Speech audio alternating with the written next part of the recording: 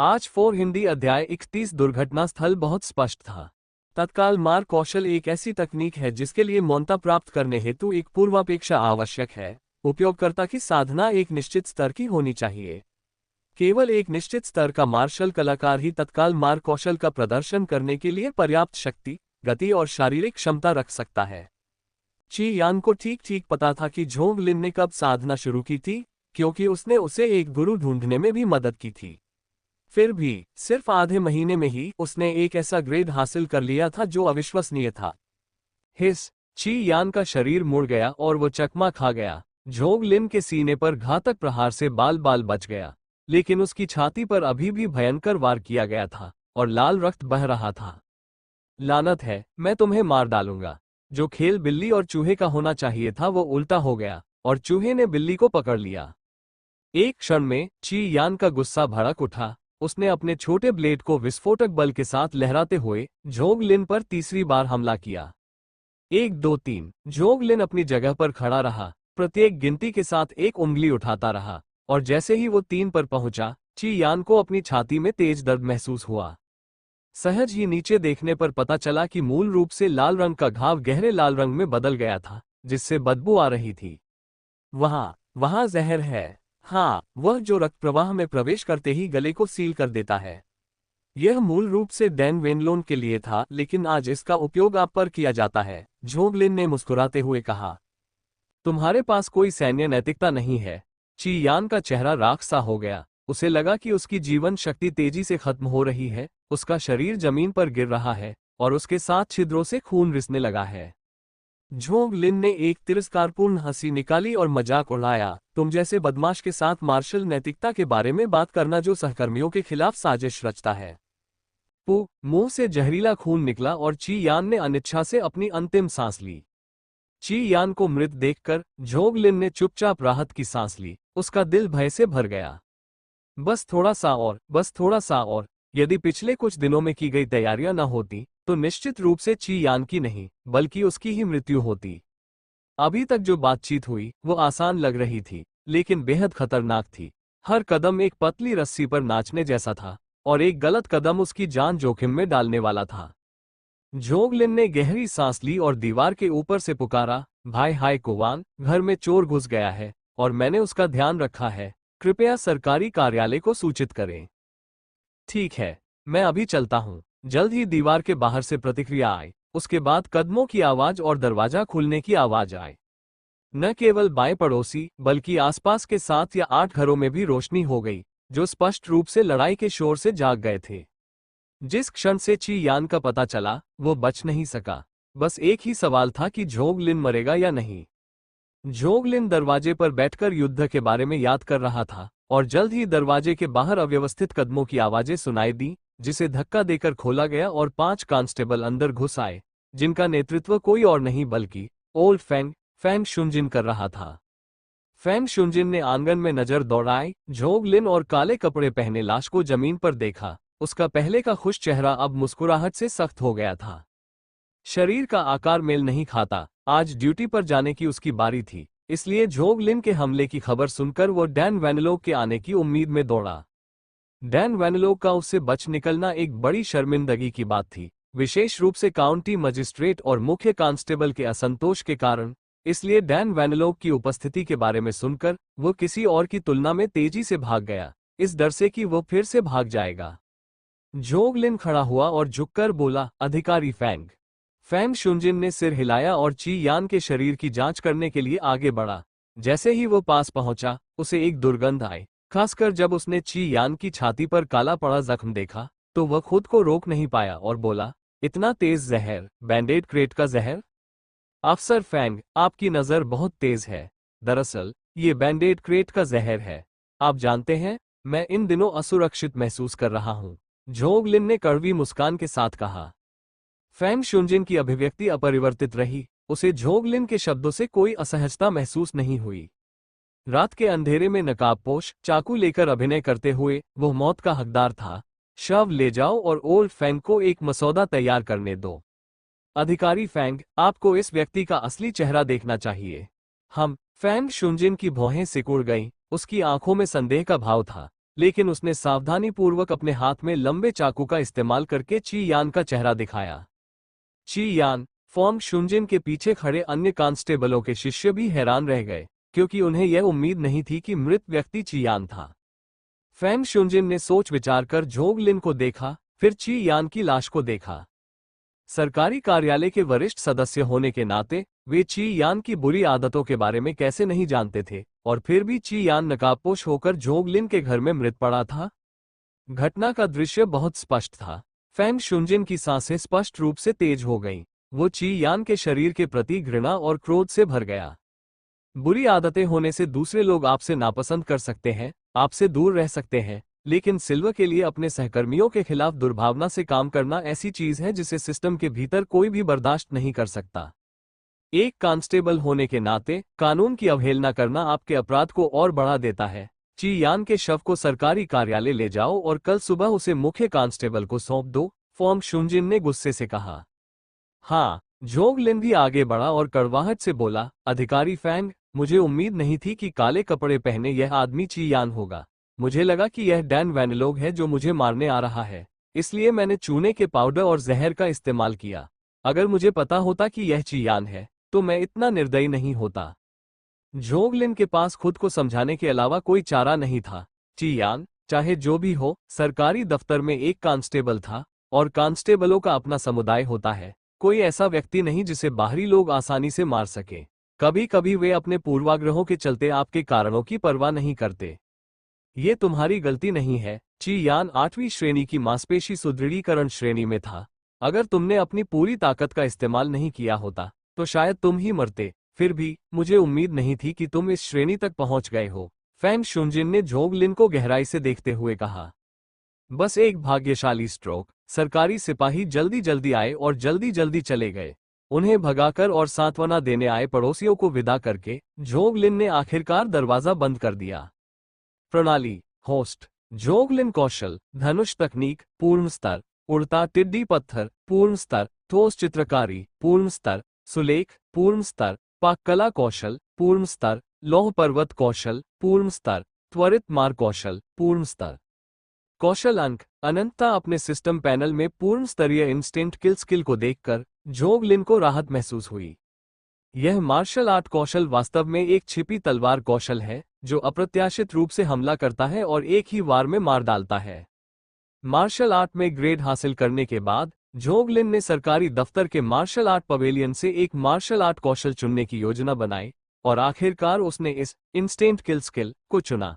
हालांकि मुट्ठी, तलवार और ब्लेड के दूसरे कौशल भी अच्छे थे। झोंग लिन को यकीन नहीं था कि वह इनसे डैन वैनलोग के 7वीं कक्षा के अस्थि निर्माण क्षेत्र का सामना कर पाएगा। यह मार्शल आर्ट कौशल एकदम सही, अप्रत्याशित था, एक ही वार से मार डालने वाला। केवल इतना ही कि अभी तक उसका सामना डैन वैनलोग से नहीं हुआ था और उसने सबसे पहले ची यान पर इसका प्रयास किया था। जल्दी से मुख्य कमरे में जाकर उसने बिस्तर पर बिछी चटाई को उठाया, जिससे एक अंधेरा छेद दिखाई दिया। बाहर आओ, रॉक, अब सब ठीक है। अध्याय 32, लौह शिल्प सरकारी कार्यालय, अल्पकालिक अधिकारी। छोटा पत्थर सावधानी से गुफा से बाहर रेंगता हुआ आया। उसके चेहरे पर अभी भी भय का भाव था। झोंग लिन ने हाथ बढ़ाकर उसकी बगल पकड़ ली, उसे ऊपर उठाया और उसके शरीर से धूल झाड़ दी। सब ठीक है, चोर मर चुका है। शयन कक्ष में छेद खोदने का उद्देश्य सिर्फ यही था, ताकि चोर के हमला करने पर छोटे पत्थर को छिपने की जगह मिल सके। पहला तो सुरक्षा के लिए, और दूसरा ये कि कोई भी उसे पकड़कर झोंग लिन को धमकी न दे सके। आखिरकार वो उसका अपना खून है, छोटा भाई है। दूसरे भाई, मैं भी मार्शल आर्ट सीखना चाहता हूँ, ताकि आपके साथ मिलकर बुरे लोगों से लड़ सकूं। लिटिल स्टोन ने झोंग लिन की ओर देखा, उसका चेहरा दृढ़ संकल्प से भरा हुआ था। झोंग लिन मुस्कुराया, उसके बालों को सहलाते हुए बोला, ठीक है, दूसरा भाई तुम्हें मार्शल आर्ट सिखाएगा। हम अगली सुबह लिटिल स्टोन को श्री लियू के पास भेजने के बाद झोंग लिन वापस मुड़ा और हाजिरी के लिए सरकारी कार्यालय चला गया। कल की तुलना में ऑफिस का माहौल वाकई कुछ अलग था। हालांकि उन सहकर्मियों ने अब भी झोंग लिन का गर्मजोशी से स्वागत किया, लेकिन उनकी आंखों में एक तरह का अलगाव साफ दिखाई दे रहा था। झोंग लिन ने मन ही मन आह भरी और कुछ नहीं कहा, और मुख्य गिरफ्तारी अधिकारी के कार्यालय की ओर बढ़ गया। दस्तक दस्तक दस्तक, अंदर आए। जैसे ही उसने दरवाजा खोला, मुख्य गिरफ्तारी अधिकारी जू जेंग ताइशी कुर्सी पर बैठे थे, एक हाथ में किताब और दूसरे हाथ में चाय का कप लिए हुए। जोंग लिन के आने पर भी उन्होंने किताब नीचे नहीं रखी। नमस्कार, मुख्य गिरफ्तारी अधिकारी। जू जेंग ने जोंग लिन की ओर देखा। मुझे कल रात की बात पता है। तुमने कुछ भी गलत नहीं किया। घर में घुसना और सहकर्मियों को नुकसान पहुंचाना मौत की सजा वाला अपराध है। उसे तुम्हारे हाथों मरना ही उचित था। भले ही तुम एक कांस्टेबल नहीं हो, तुम अभी भी सरकारी कार्यालय का हिस्सा हो। जोंग लिन समझ गया। धन्यवाद, मुख्य गिरफ्तारी अधिकारी। जोंग लिन ने सलामी में अपने हाथ जोड़े। आप कब से मार्शल आर्ट का अभ्यास कर रहे हैं? जोंग लिन ये जानकर हैरान रह गया कि जू जेंग को उसके मार्शल आर्ट्स ग्रेड में प्रवेश के बारे में पता चल गया है। मुख्य गिरफ्तारी अधिकारी को रिपोर्ट करते हुए 21 दिन हो गए हैं। जोंग लिन का इसे छिपाने का कोई इरादा नहीं था। दरअसल उसने कक्षा में प्रवेश के दूसरे दिन ही इसकी सूचना देने की योजना बनाई थी, लेकिन जू जेंग अनुपस्थित हो गई, जिससे देरी हो गई। जोंग लिन का इरादा अपने लिए एक मार्शल आर्ट प्रतिभा का व्यक्तित्व बनाने का था, क्योंकि केवल इसी तरह से वह मुख्य गिरफ्तारी अधिकारी और काउंटी मजिस्ट्रेट की नजरों में अपना वजन बढ़ा सकता था। जोंग लिन यह नहीं भूला था कि शायद छाया में एक मार्शल आर्ट्स 7वीं कक्षा का मास्टर छिपा हुआ है। हालांकि उसे नहीं पता था कि यह मास्टर असल में उसे निशाना बनाएगा या नहीं, लेकिन सतर्क रहने में कोई हर्ज नहीं था। वर्तमान में उनकी सुरक्षा के लिए एकमात्र ज्ञात व्यक्ति मुख्य गिरफ्तारी अधिकारी जू जेंग है। जू जेंग ने आंखें सिकोड़ते हुए जोंग लिन पर गहरी नजर डाली। 21 दिनों में ग्रेड में प्रवेश करते हुए ऐसा लगता है कि मार्शल आर्ट के लिए आपकी योग्यता वास्तव में काफी अच्छी है। मुख्य गिरफ्तारी अधिकारी मेरी चापलूसी कर रहा है। ठीक है, अब आप जा सकते हैं। अरे, यह वो स्क्रिप्ट नहीं है जिसकी मुझे उम्मीद थी। क्या इसके बाद उन्हें मेरी प्रशंसा नहीं करनी चाहिए, कुछ सुझाव नहीं देने चाहिए? हालांकि जोंग लिन हैरान था, लेकिन उसने स्वीकार किया और धीरे धीरे कमरे से बाहर निकल गया। जू जेंग ने धीरे से अपने हाथ में रखी किताब नीचे रख दी और हल्के से हंसते हुए कहा, मार्शल आर्ट में एक अच्छा अंकुर, बस थोड़ा ज्यादा चालाक। मुख्य गिरफ्तारी अधिकारी के कार्यालय से निकलकर जोंग लिन मुड़ा और मजबूत टीम कक्ष की ओर चला गया, जहां ओल जो था। संपूर्ण काउंटी सरकार में 3 प्रभाग और 6 कार्यालय थे, जिनमें से 6 कार्यालय क्लर्क के थे, जो काउंटी की भूमि, घरेलू पंजीकरण, वित्त, शाही परीक्षाओं और न्यायपालिका का प्रबंधन करते थे। सरल शब्दों में कहें तो संपूर्ण काउंटी के आजीविका संबंधी मुद्दों का प्रबंधन करते थे। ये 3 प्रभाग सरकारी अधिकारियों और कांस्टेबलों के विभागों के अनुरूप थे, अर्थात त्वरित टीम, मजबूत टीम और निष्पादन टीम। त्वरित टीम अपराधियों की जांच और गिरफ्तारी के लिए जिम्मेदार थी, रोबस्ट टीम गोदामों और कैदियों की सुरक्षा के लिए तथा निष्पादन टीम अदालती कार्यों और फांसी के लिए जिम्मेदार थी। हर डिवीजन की अपनी भूमिका थी और वे एक दूसरे के साथ समझौता करते थे। ये तीनों डिवीजन मुख्य गिरफ्तारी अधिकारी जू जेंग के अधीन थे। बूढ़ा जो पहले त्वरित टीम का सदस्य था, लेकिन जैसे जैसे वो बड़ा होता गया, उसे मजबूत टीम में स्थानांतरित कर दिया गया, जो गोदामों और कैदियों की सुरक्षा के लिए जिम्मेदार था। आप उन्हें दोष नहीं दे सकते। आखिरकार उन्होंने कई वर्षों तक ची यान के साथ काम किया है, कुछ ने तो उसे बड़ा होते हुए भी देखा है, और ची यान के पिता भी काउंटी सरकार से सेवानिवृत्त हुए हैं। बूढ़े जो ने जोंग लिन को एक कप चाय पिलाई और इसके पीछे का कारण बताया। जोंग लिन ने सिर हिलाया, क्योंकि वो इस कहावत से परिचित था, सरकारी कार्यालय लोहे से ढका होता है, अधिकारी बहते पानी की तरह होते हैं। यह न केवल संस्थान के लिए, बल्कि काउंटी मजिस्ट्रेट के अलावा अन्य काउंटी मजिस्ट्रेट, मुख्य क्लर्क, कांस्टेबल और क्लर्कों के लिए भी लागू होता था। आखिरकार कोई नहीं जानता कि काउंटी मजिस्ट्रेट को कब पदोन्नति या पदावनत मिल जाएगी, लेकिन कांस्टेबल और क्लर्क अपने पद पिता से पुत्र, पुत्र से पोते को हस्तांतरित कर सकते हैं, जिससे काउंटी शहर में पहले से ही एक विशाल नेटवर्क बन जाता है। ची यान इस नेटवर्क में सिर्फ एक नोड था। जोंग लिन ने एक नोड को चाकू से काट दिया था, पूरा नेटवर्क कैसे नहीं काम सकता था? जोंग लिन ने सिर हिलाया और कहा, मैं समझता हूं, लेकिन मैंने यह अपनी सुरक्षा के लिए किया था। आखिरकार या तो वह था या मैं। ये सिद्धांत तो सभी समझते हैं, लेकिन कभी कभी मानवीय भावनाएं और सिद्धांत एक दूसरे के विपरीत हो जाते हैं। सरकारी दफ्तर में अक्सर ऐसी बातें होती रहती हैं। छोड़ो भी, बात ही मत करो। मुझे पता है तुम क्या पूछने आए हो, लेकिन वह जगह खतरों से भरी है। क्या तुम सचमुच जाना चाहते हो? मुझे दुविधा में मत रखो और मुझे सीधे बताओ। कुछ दिनों बाद, जब मेरे पास थोड़ा खाली समय होगा, मैं तुम्हें नुओक्सियांग बिल्डिंग ले चलूंगा। आप मुझे अच्छी तरह जानते हैं। ब्लैक माउंटेन काउंटी से 10 मील पश्चिम में एक घाटी है जो हर महीने की शुरुआत में आधी रात के आसपास खुलती है और 7 दिनों तक चलती है। लेकिन मैं आपको याद दिला दूं, बहुत सावधान रहना। आखिरी वाक्य कहते समय ओल्ड जो की अभिव्यक्ति बेहद गंभीर थी, यहां तक कि उन्होंने जोग लिन को जाने की सलाह भी नहीं दी। धन्यवाद। जोग लिन ने अपने कप में चाय एक ही घूंट में पी ली और कमरे से बाहर चला गया। महीने की 27 तारीख हो चुकी है, अभी 3 दिन बाकी है, कोई जल्दी नहीं है। जोग लिन भी मार्शल आर्ट पवेलियन में गया और 2 गुप्त मैनुअल उठाए। उसे मुख्य साधना तकनीक के बारे में चिंता करने की जरूरत नहीं थी, क्योंकि लौह पर्वत कौशल का अभ्यास अस्थि निर्माण क्षेत्र तक निरंतर किया जा सकता था।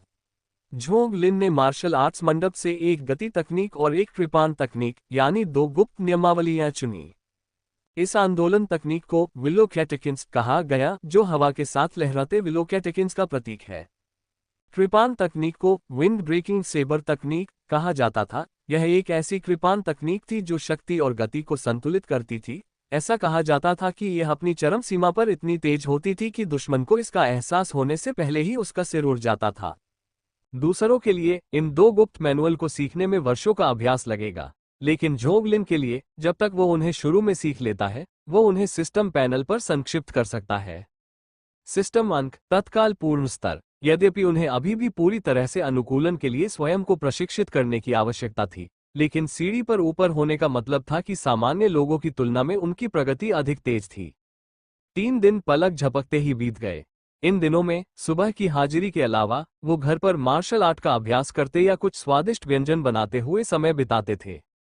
1 अक्टूबर को रात में जू का घंटा। जोग लिन भूरे कपड़े पहने, चेहरे पर काला नकाब, कमर में धनुष बाण और बाईं कमर में एक उभरी हुई चमड़े की थैली पहने जंगल में तेजी से आगे बढ़ा। आधे घंटे बाद वो उस जगह पहुंच गया जहां बूढ़े जो ने बताया था। दूर से घाटी में घने जंगल दिखाई दे रहे थे, जिनमें आग की हल्की हल्की रोशनी दिखाई दे रही थी। यह एक काला बाजार था, एक ऐसा स्थान जहां विशेष रूप से अनदेखी और संदिग्ध वस्तुएं बेची जाती थीं, तथा ये जोखिम और अनिश्चितता से भरा स्थान भी था। बिना रुके जोग लिन जल्दी से आगे बढ़ गया। काला बाजार और अमृत शहर पर सरकार की निगरानी है, इसलिए कई चीजें जो प्रकाश में नहीं आ पाती, उन्हें बेचने के लिए विशेष माध्यमों की आवश्यकता होती है, और इसी कारण काला बाजार का निर्माण होता है। यहाँ आप कई ऐसी चीजें खरीद सकते हैं जो सामान्य समय में नहीं देखी जाती, जिनमें कई अवैध वस्तुएं भी शामिल हैं। प्रवेश शुल्क 1 बड़ा सिक्का। अंदर लड़ाई झगड़ा मना है, उल्लंघनकर्ता अपने जोखिम पर है। प्रवेश द्वार पर एक घनी दाढ़ी वाले व्यक्ति ने जोग लिन को ठंडी निगाहों से देखा। उसके बगल में एक टोकरी रखी थी जिसमें पहले से ही तांबे के सिक्के भरे हुए थे। जोग लिन ने सिर हिलाया, क्योंकि उसने यहाँ के नियमों के बारे में बूढ़े जो से पहले ही सुन रखा था। उसने अपनी जेब से एक तांबे का सिक्का निकाला, उसे अंदर डाला और काले बाजार में चला गया। बहुत से लोग आ जा रहे थे, हर कोई अपना चेहरा काले कपड़े या नकाब से ढके हुए था। बेशक कुछ साहसी लोग कुछ भी नहीं लाए थे। जोग लिन इस काले बाजार में टहल रहे थे। अंदर के विक्रेता कोई सामान नहीं बेच रहे थे, बस चुपचाप किनारे पर दुकानें लगा रहे थे। हर कुछ मीटर पर एक टॉर्च रखी थी, जिसकी सामग्री अज्ञात थी। रोशनी धुंधली थी, जिससे वातावरण धुंधला और नीरस हो रहा था। इसलिए स्टॉल पर रखी चीजों को साफ देखने के लिए उन्हें ध्यान से देखना जरूरी था।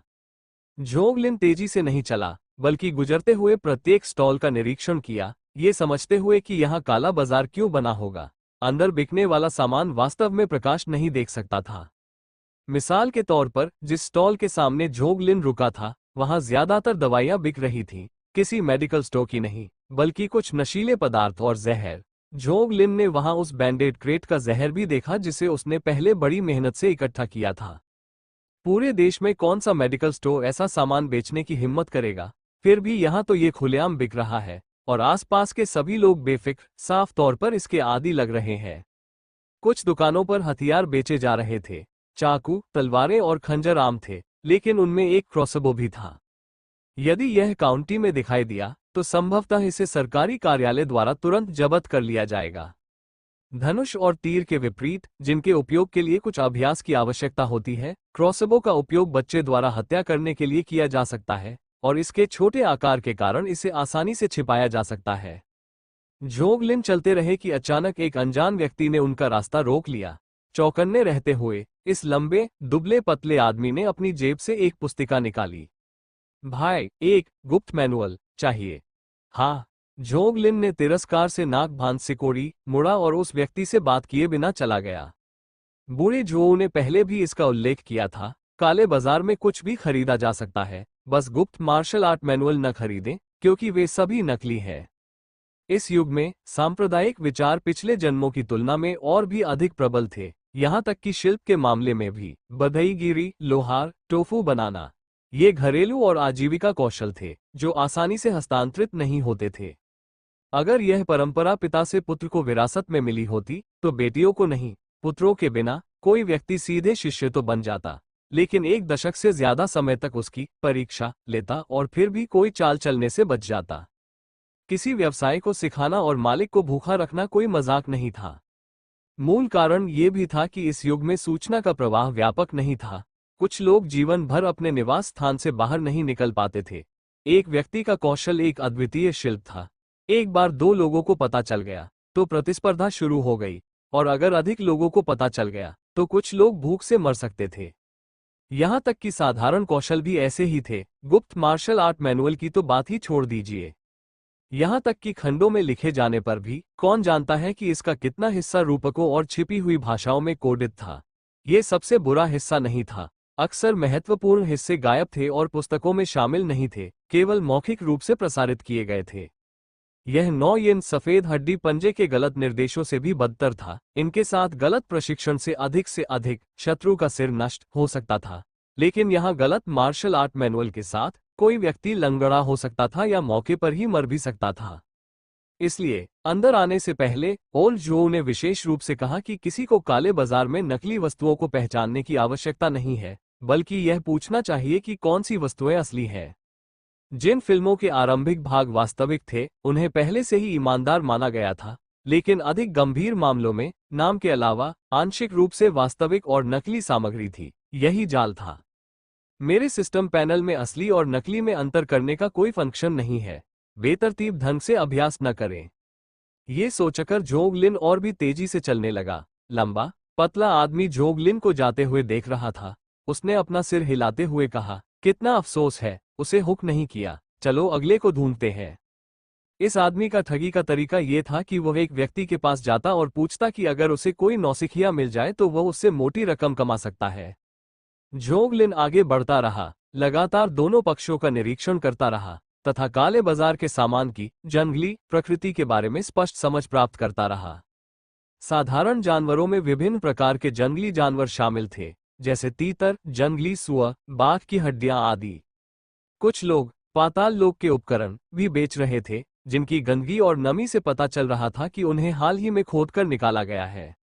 किसी की पैतृक कब्र खोदना इस दुनिया में एक गंभीर अपराध था। यदि पकड़े गए तो बिना कोई सवाल पूछे पीट कर मार डाले जाने के लिए तैयार रहें। और गहराई में जाने पर जोग लिन ने कुछ मानव तस्करी भी देखी। एक मंद रोशनी वाली दुकान पर सफेद बालों वाली एक बुजुर्ग महिला बैठी थी। हालांकि उसका चेहरा काले कपड़े से ढका हुआ था, फिर भी उसकी उम्र निश्चित रूप से काफी ज्यादा लग रही थी। उसके बगल में कई हटे कट्टे नौजवान खड़े थे और उनका सामान 5 बेहोश बच्चे, 3 लड़के और 2 लड़कियां। इनमें से प्रत्येक बच्चा अच्छी तरह से तैयार था और उनके कपड़ों से पता चलता था कि वे सामान के लिए अपहरण किए जाने से पहले अच्छे परिवारों से आए थे। जोग लिन की आंखों में जानलेवा इरादे की एक चमक झलक रही थी। मानव तस्करों के लिए उसका रवैया हमेशा बिना किसी दया के हत्या करने का था। हालांकि काले बाजार के अपने नियम हैं और जोग लिन के पास अभी तक उन्हें हिलाने की शक्ति नहीं थी। कुछ ही देर बाद जोग लिन एक स्टॉल पर रुका। स्टॉल मालिक ने भूत जैसा मुखौटा पहना हुआ था, जिससे उसका असली रूप छिप गया था। उसके सामने छोटी छोटी चीनी मिट्टी की बोतलें थीं, जिन पर लाल कागज का लेबल लगा था। सौंदर्य गोली, विषहरण गोली, रक्त गोली, जड़ हड्डी गोली, हड्डी मजबूत गोली। इन नामों को देखकर जोग लिन की सांसें तेज हो गईं। ये वही नाम थे जिन्हें वो आज भूत बाजार में पाना चाहता था। मार्शल आर्ट में निपुणता प्राप्त करने के बाद 8 खजानों वाला रक्त निर्माण सूप बहुत कम प्रभावी साबित हुआ, जिससे जोग लिन को अधिक प्रभावकारी काढ़े की तलाश में पुनः चिकित्सा हॉल में जाना पड़ा। स्वाभाविक रूप से वहां कोई नहीं था, लेकिन जोग लिन ने डॉक्टर के मुंह से इस दुनिया में एक अलग, अधिक चमत्कारी तरह की बात सीखी। अमृत विशेष तकनीकों के साथ जड़ी बूटियों को परिष्कृत करने, उनके सार को अमृत में संघनित करने की एक विधि। ये पिछले जन्म के कीमियागरों द्वारा बनाए गए धातु युक्त अमृत नहीं थे, बल्कि मार्शल कलाकारों को उनके प्रशिक्षण में सहायता करने वाले वास्तविक अमृत थे। ब्लैक माउंटेन काउंटी जैसे छोटे काउंटी में ऐसे अमृत नहीं थे, केवल काउंटी शहरों में ही उन्हें पाया जाता था। हालांकि वे कभी कभी काले बाजार में पाए जा सकते थे। यही कारण था कि झोंगलिन ने काले बाजार के बारे में और जो की अंतर्दृष्टि की मांग की। झोंगलिन नीचे बैठ गया, रक्त की गोली के लेबल वाली चीनी मिट्टी की बोतल की ओर इशारा करते हुए पूछा, इसकी कीमत कितनी है? 10 रजत। आवाज कुछ कर्कश थी, ये निश्चित नहीं था कि यह उसका स्वाभाविक स्वर था या जानबूझकर बदला गया था। एक बोतल गोली। ये सुनकर झोंगलिन के दांतों में दर्द होने लगा। अरे, ये तो बहुत महंगा है। 8 खजाने वाले रक्त निर्माण सूप की कीमत मात्र 3 चांदी प्रति पैकेट थी, और ये 3 दिनों तक चलता था। इस रक्त गोली की प्रभावकारिता अज्ञात थी। हड्डी मजबूत करने वाली गोली के बारे में क्या? 30 रजत। एक बोतल। आप क्या सोचते हैं? दिल का दर्द? झोंगलिन को नहीं पता था कि ये अमृत कितने प्रभावी थे, लेकिन एक प्रभाव पहले ही प्रकट हो चुका था। दिल का दर्द। दर्द में रहते हुए पैसा खर्च करने का एहसास झोंगलिन ने काफी समय से अनुभव नहीं किया था। इस समय हड्डी मजबूत करने वाली गोलियों की जरूरत नहीं थी, इसलिए झोंगलिन ने 5 रक्त पुनःपूर्ति गोलियां खरीदी, जिनकी कीमत 50 चांदी की टैल थी। हालांकि झोंगलिन की पेंटिंग से अच्छी कमाई होती थी, लेकिन उसके रोजमर्रा के खर्चे भी बहुत ज्यादा थे। उसके और उसके भाई के लिए रोजाना मांस की खपत और मार्शल आर्ट की प्रैक्टिस के लिए खरीदा गया 8 खजाने वाला रक्त निर्माण सूप ही उसके बड़े खर्च थे। इन 50 टैलों ने उसकी जेब लगभग खाली कर दी थी। यदि डॉक्टर ने उसे वहां जाने का निर्देश न दिया होता और उसका विश्वास न जीता होता, तो वह उन्हें कभी नहीं खरीदता। उसने रक्त पूर्ति गोलियों की बोतल को सावधानीपूर्वक अपनी छाती की जेब में रख लिया, इस डर से कि कहीं वो क्षतिग्रस्त न हो जाए। झोंगलिन का मन हिला और उसने धीरे से पूछा, क्या अमृत का नुस्खा बिक्री के लिए है? भूत चेहरे वाले मुखौटे के मालिक ने चुपचाप झोंगलिन की ओर देखा और अंत में 2 शब्द बोले, हे विदाई। पैसे खर्च हो जाने के बाद काला बाजार में रुकने का कोई मतलब नहीं था। थोड़ी देर इधर उधर घूमने के बाद वो मुड़ा और चला गया। जब वो काला बाजार से निकल रहा था, तो एक मोटी दाढ़ी वाले आदमी ने अचानक कहा, एक बार जब आप काला बाजार से बाहर निकल गए, तो आपकी सुरक्षा की कोई गारंटी नहीं है। झोंगलिन एक क्षण के लिए रुका, उसे धीरे से धन्यवाद दिया और जल्दी से चला गया। ऐसा लगता है कि कोई सचमुच मेरा पीछा कर रहा था। अपनी आंखों के कोने से झोंगलिन ने पीछे मुड़कर देखा और पीछे जंगल में एक छाया टिमटिमाती हुई दिखाई दी। लाओ जोऊ ने काले बाजार के खतरों पर बार बार जोर दिया था, यहाँ तक कि उसे वहां न जाने की सख्त सलाह भी दी थी। दाढ़ी वाले उस हटे कट्टे आदमी ने जाते हुए उसे जानबूझकर चेतावनी दी थी। झोंगलिन इसे कैसे नजरअंदाज कर सकता था? उसने काले बाजार के खतरों को कम करके आंका। चाहे उसने कितना भी रास्ता बदला और छिपने की कोशिश की, फिर भी उसका पीछा किया जाता रहा। चलो भी। झोंगलिन के चेहरे पर हत्या की मंशा उभर आई, क्योंकि वो घबराहट में तेजी से आगे बढ़ने का नाटक कर रहा था। भागने की कोशिश कर रहे हो? उसे रोको। उसके पीछे का जंगल हिल गया और 3 आकृतियां अचानक बाहर निकल आईं। उनका नेतृत्व एक व्यक्ति कर रहा था जिसकी आंखें त्रिकोणीय थी और नाक बड़ी थी, तथा कमर पर एक भूतिया सिर वाला ब्लेड लटका हुआ था। उसके दोनों ओर 2 हटे कट्टे आदमी थे, जिनके चेहरे पर क्रूर भाव थे, जिससे पता चलता था कि उनसे निपटना आसान नहीं था। एक कोने पर मुड़ते ही तीनों ने अचानक पाया कि झोंगलिन उनके आगे गायब हो गया था। वाह! जब वो उलझन में था, तभी दूर से एक तेज सीटी की आवाज आई। त्रिकोणीय आंखों वाले व्यक्ति ने नाटकीय ढंग से अपना भाव बदला और आगे की ओर झपटा तथा चिल्लाया, नीचे उतरो। बदकिस्मती से वो एक कदम बहुत देर से पहुंचा। उसके बाईं ओर खड़े हटे कट्टे आदमी ने बस बिजली की गति से आती ठंडी रोशनी की एक चमक देखी, जिसके बाद उसके सीने में गर्मी का एहसास हुआ। सहज ही नीचे देखते हुए उसने देखा कि एक पंखनुमा तीर उसकी छाती में लगातार हिल रहा है। इतना तेज तीर! इसके साथ ही वो धड़ाम से जमीन पर गिरकर मर गया। तीसरा भाई, त्रिकोणीय आंखों वाला आदमी गुस्से में दहाड़ा, उसकी आंखें लगभग बाहर निकल आईं। मार्शल आर्ट के क्षेत्र में प्रवेश करने के बाद झोंगलिन ने अपने धनुष को एक अधिक शक्तिशाली आयरन कोर धनुष से बदल दिया, जिसकी सीमा और शक्ति बढ़ाने के लिए पीछे की ओर धातु की पट्टियां जड़ी हुई थीं, जिससे लोगों पर आसानी से निशाना साधा जा सकता था। वाह! फिर से सीटी की आवाज आई, जिससे बाकी 2 आदमी डर गए। एक चट्टान के पीछे छिप गया, जबकि दूसरा एक पेड़ के पीछे छिप गया।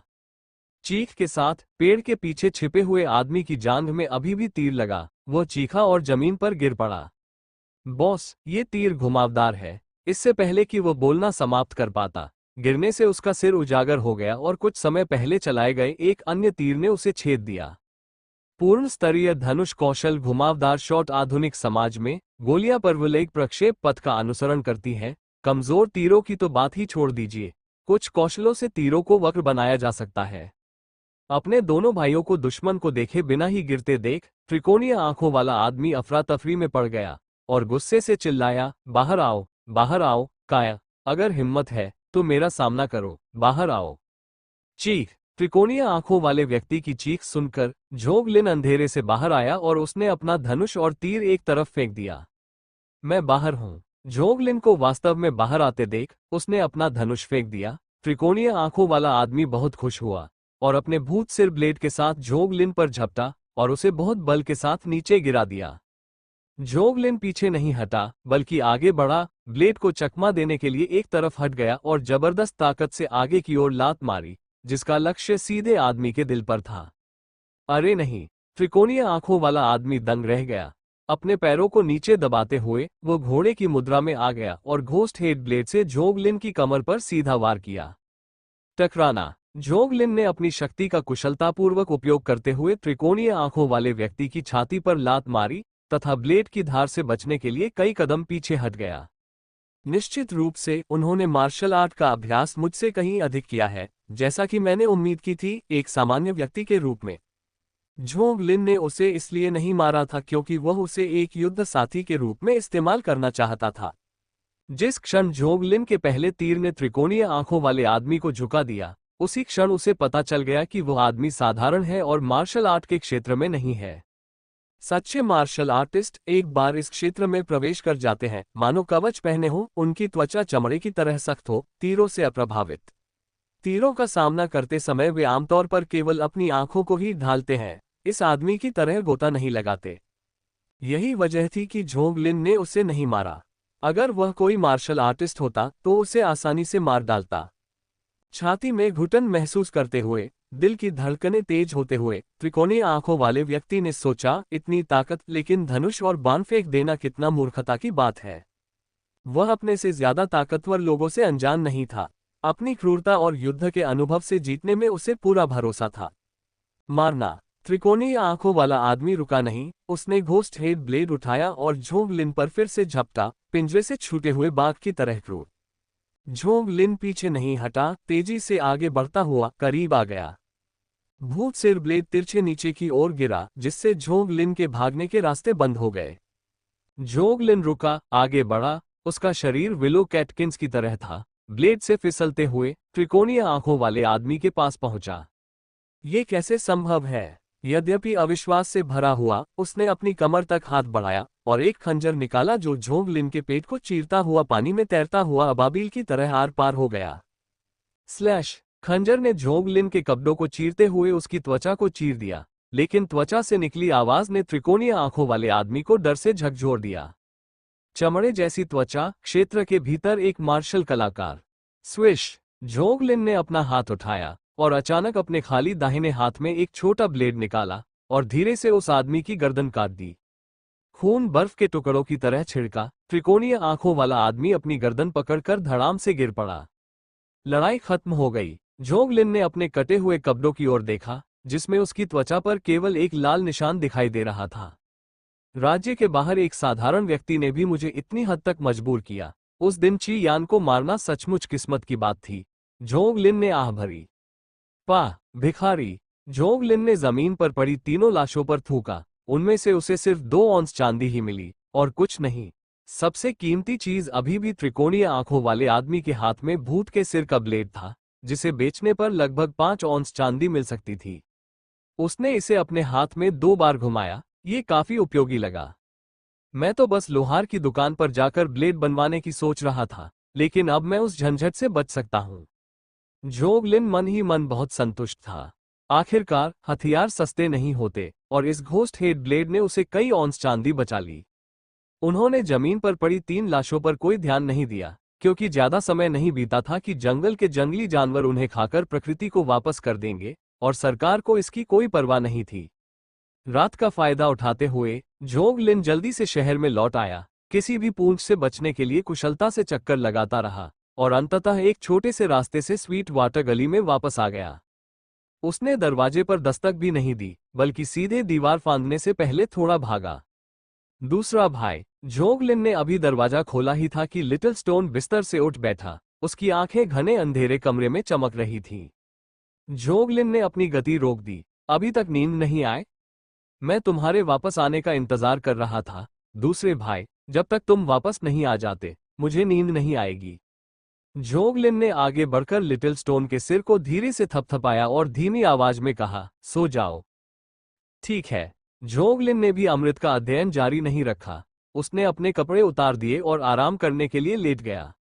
उसने अपना दिमाग खाली कर दिया, जंगल में त्रिकोणीय आंखों वाले आदमी के साथ हुई लड़ाई के दृश्य को याद करते हुए, ये सोचते हुए कि उसे मारने के लिए अधिक आसानी से बल का प्रयोग कैसे किया जाए। सरकारी कार्यालय, सशक्त गार्ड कक्ष। जोग लिन ने अपना दाहिना हाथ हिलाया, जिससे एक काले लाल जार ने हवा में एक चाप बनाया, और फिर चिंतित बूढ़े जोग ने उसे कसकर पकड़ लिया। आराम से लो, अगर यह टूट गया तो बहुत शर्म की बात होगी। बूढ़े जोग ने असंतोष के साथ जोग लिन को डांटा, लेकिन जल्दी से कॉक बाहर निकाला और एक गहरी सांस ली। वेस्ट सिटी के कियान परिवार की ओर से प्रामाणिक नाशपाती ब्लॉसम व्हाइट, उनकी शराब वास्तव में सुगंधित है। बूढ़ा जोग नशे में लग रहा था और चाह रहा था कि वो तुरंत एक ड्रिंक पी ले। दुर्भाग्यवश सरकारी कार्यालय में नियम थे, इसलिए उन्हें शराब पीने की इच्छा को तब तक दबाना पड़ा जब तक कि वे काम से छुट्टी लेकर घर पर इसका आनंद नहीं ले लेते। उसने सावधानी से कॉक को बंद किया, शराब को कैबिनेट में रख दिया, और उसके बाद ही उसे जोग लिन से बात करने का समय मिला। आप बहुत चमकदार दिख रहे हैं, मुझे लगता है कि कल रात आपको कुछ लाभ हुआ होगा, बूढ़े जोग ने मुस्कुराते हुए कहा। आपके सौभाग्य से मुझे वो चीज मिल गई जो मैं खरीदना चाहता था, लेकिन वो बहुत महंगी है। अमृत की कीमत के बारे में सोचकर जोग लिन का दिल दुखने लगा। बूढ़ा जोग भी दिल खोलकर हंसा। जोग लिन को थोड़ा चिढ़ाने वाला था कि तभी उसकी नजर अनजाने में उस कैबिनेट पर पड़ी जहां उसकी शराब रखी थी। उसे भी दिल का दर्द महसूस हुआ और उसने विलाप किया, वाकई अच्छी चीजें बस महंगी होती है। पियर ब्लॉसम व्हाइट कोई प्रसिद्ध शराब नहीं थी, लेकिन अपने वेतन से वह इसे हर 10 दिन से लेकर 2 सप्ताह में एक बार ही पी पाते थे। वैसे ओल्ड जो, मैंने कुछ अपहरणकर्ताओं और कुछ बच्चों को काला बाजार में देखा। क्या सरकार इस बारे में कुछ नहीं करती? जोग लिन को अचानक काले बाजार में देखे गए नशीली दवाओं के नशे में धुत बच्चों का ख्याल आया, जिन्हें स्पष्ट रूप से अपहृत किया गया था। बूढ़े जोग ने जोग लिन की ओर देखा और सवाल पूछा, क्या करें? हम ये कैसे करें? क्या आप इसे करेंगे या मुझे ये करना चाहिए? क्या आपको सचमुच लगता है कि काला बाजार अपने आप ही प्रकट हो गया? जोग लिन स्तब्ध रह गया। उसके दिमाग में उस मोटी दाढ़ी वाले आदमी की याद आई जो काले बाजार के प्रवेश द्वार पर पैसे इकट्ठा करता था। ये स्पष्ट था कि काले बाजार के पीछे प्रबंधन था। कौन, पता नहीं। यदि आप नहीं जानते तो किसी को भी चिन्हित करना असंभव है। हालांकि मुझे यकीन नहीं है कि इस काले बाजार के पीछे कौन है, लेकिन ये जरूर एक ऐसा व्यक्ति है जिसके ब्लैक माउंटेन काउंटी में हर जगह संपर्क है। शायद कुछ ऐसे लोगों में से एक जिन्हें काउंटी मजिस्ट्रेट भी नाराज नहीं करना चाहते। अगर आप उन्हें काले बाजार में देखें तो बस देखें, ज्यादा बुरा न माने। अगर शहर में आपका उनसे सामना हो तो उनके साथ वैसा ही व्यवहार करें जैसा आपको करना चाहिए। याद रखें, हमारा क्षेत्र शहर है। बूढ़े जोग ने गंभीर चेहरे के साथ चेतावनी दी। उन्हें चिंता थी कि जोग लिन युवा जोश में जल्दबाजी में काम करेगा। समझा। 2 जिंदगियां जीने के बाद जोग लिन को पता था कि कुछ चीजें की जा सकती हैं, जबकि कुछ नहीं, कम से कम अभी तक तो नहीं। कुछ देर तक बूढ़े जोग के साथ बातचीत करने के बाद जोग लिन जाने के लिए उठे और नूक्सियांग बिल्डिंग की ओर चले गए, जहां उन्होंने एक पेंटिंग बनाई और 5 औंस चांदी अर्जित की, जिसके बाद वे संतुष्ट होकर घर लौट आए। लिटिल स्टोन को शिक्षक लियू के पास अध्ययन के लिए भेजा गया। घर पर किसी को भी नहीं छोड़ा गया, जिससे उसे कल रात खरीदे गए अमृत का अध्ययन करने का सही अवसर मिला। चीनी मिट्टी की बोतल को सावधानी से पलटकर एक गोली निकाली गई। ये तथाकथित रक्त पुनःपूर्ति गोली मोती के आकार की थी और पूरी तरह से गहरे लाल रंग की थी, जिसमें हल्की औषधीय सुगंध थी। मुझे कुछ चिकित्सा कौशल सीखने के लिए समय निकालना होगा, ताकि देख सकूं कि क्या मैं इसे दोहरा सकता हूं। ये तो बस मांसपेशियों को मजबूत बनाने वाली रक्त पूर्ति की गोली है। हड्डी जोड़ने वाली गोली तो और भी महंगी है।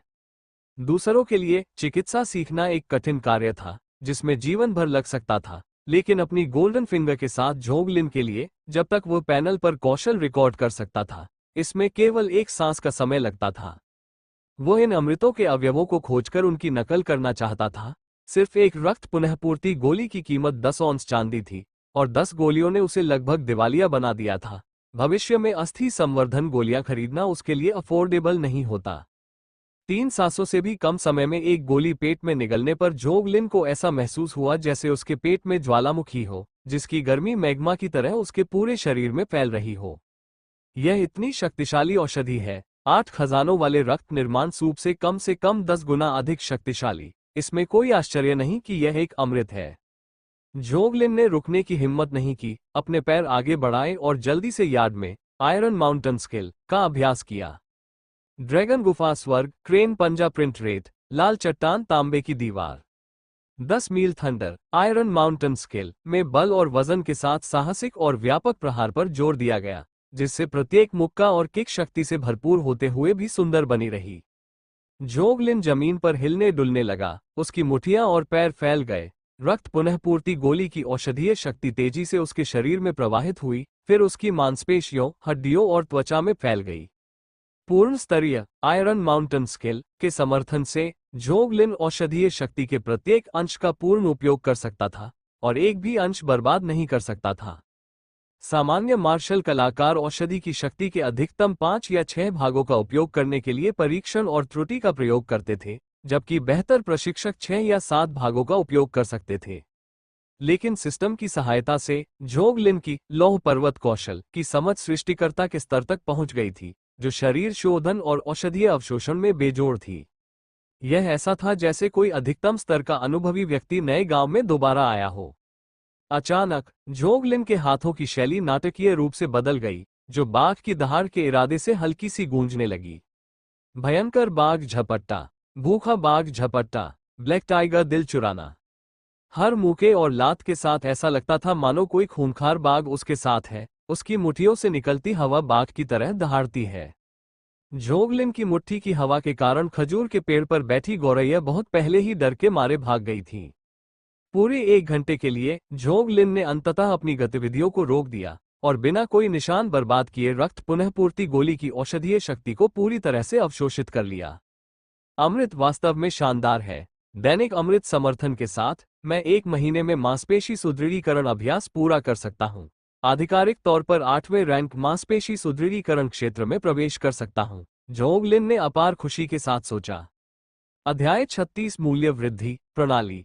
होस्ट झोंग लिन। कौशल धनुष तकनीक पूर्ण स्तर, उड़ता टिड्डा पत्थर पूर्ण स्तर, स्टीरियोस्कोपिक चित्रकारी पूर्ण स्तर, सुलेख पूर्ण स्तर, पाककला कौशल पूर्ण स्तर, लौह पर्वत कौशल पूर्ण स्तर, त्वरित मार कौशल पूर्ण स्तर, ब्लैक टाइगर फिस्ट पूर्ण स्तर, विलो कैटकिंस बॉडी तकनीक पूर्ण स्तर, पवन भंजक कृपाण तकनीक पूर्ण स्तर। कौशल अंक अनंतता। कौशल से भरे सिस्टम पैनल को देखकर झोंग लिन को भोजन जमा करने में हैमस्टर जैसी खुशी महसूस हुई।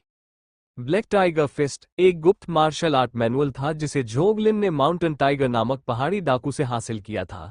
शुरुआत में उसे पढ़ने में असमर्थ होने के कारण इसका इस्तेमाल नहीं किया गया था, लेकिन बाद में उसे पता चला कि यह एक सामान्य मार्शल आर्ट कौशल था, आयरन माउंटेन स्किल जितना अच्छा नहीं। झोंग लिन को इसे सिस्टम पैनल में रिकॉर्ड करने का मौका मिल गया। लिटिल स्टोन हमेशा से मार्शल आर्ट सीखना चाहता था, इसलिए वो उसे सिखा सकता था। झोंग लिन ने घोस्ट हेड ब्लेड उठाया और पवन विनाशक कृपाण तकनीक का अभ्यास किया।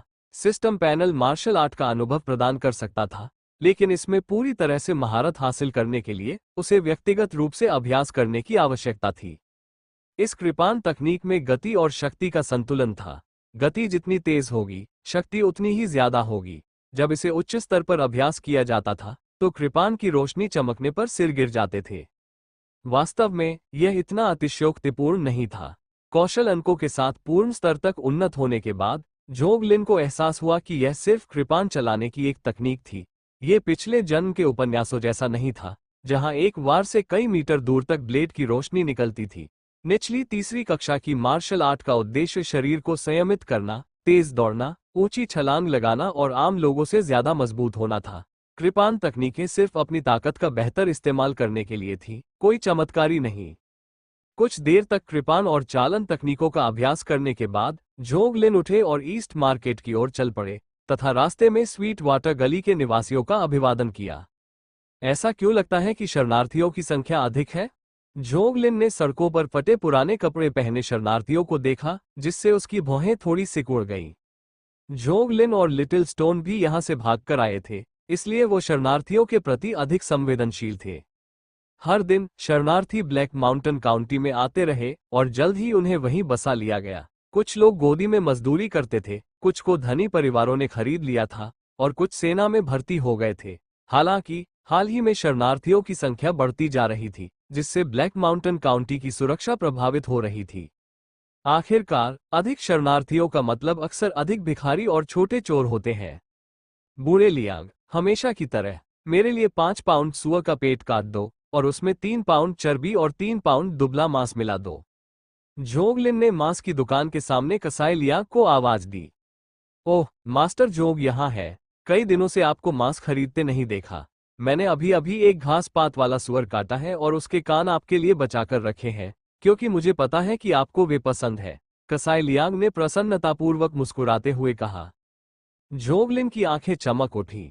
सुअर के कानों से वह ठंडे मिक्स्ड राइस नूडल्स बना सकता था, जो ड्रिंक्स के साथ खाने के लिए एक बेहतरीन डिश है।